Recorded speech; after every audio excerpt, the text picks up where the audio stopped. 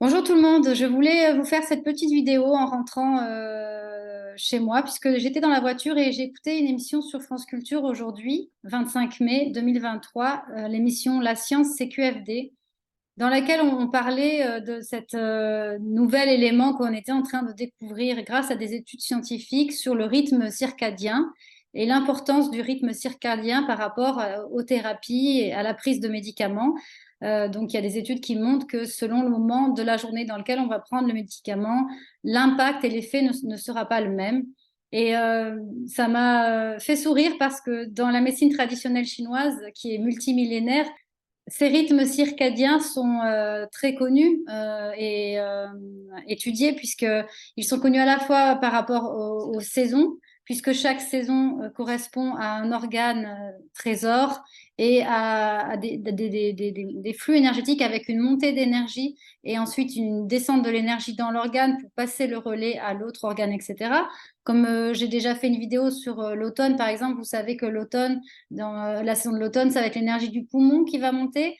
La saison d'hiver, ça va être l'énergie du rein. Le printemps, ça va être l'énergie du foie.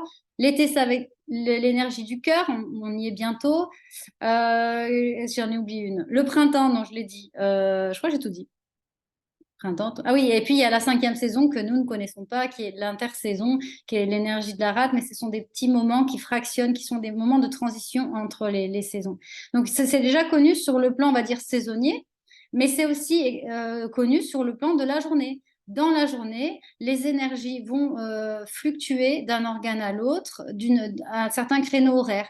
Et je vais vous mettre, je vais insérer, je vais essayer d'insérer une image avec le tableau, je vais essayer de me décaler, de la mettre là, où vous pourrez voir à quelle heure de la journée vous avez quel organe qui monte en énergie.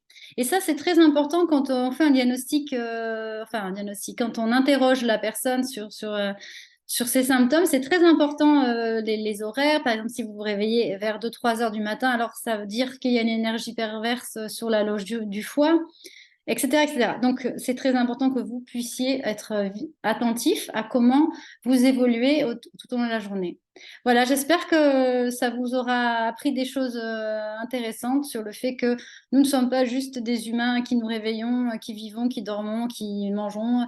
Et c'est tout le temps pareil. Dans notre corps, il se passe des milliards, des milliards, des millions de choses, bien sûr, mais il se passe aussi des choses en forme de vague, on va dire. Et ça, c'est magnifique parce que ça nous relie au cosmos, ça nous relie au vivant, puisque dans tous les phénomènes de la nature, on retrouve ça avec le mouvement des planètes, avec le mouvement des marées, avec voilà, c'est le côté magique, on va dire, de la vie. Donc profitons-en. Donc je vais vous laisser ici là. J'espère que je vais y arriver.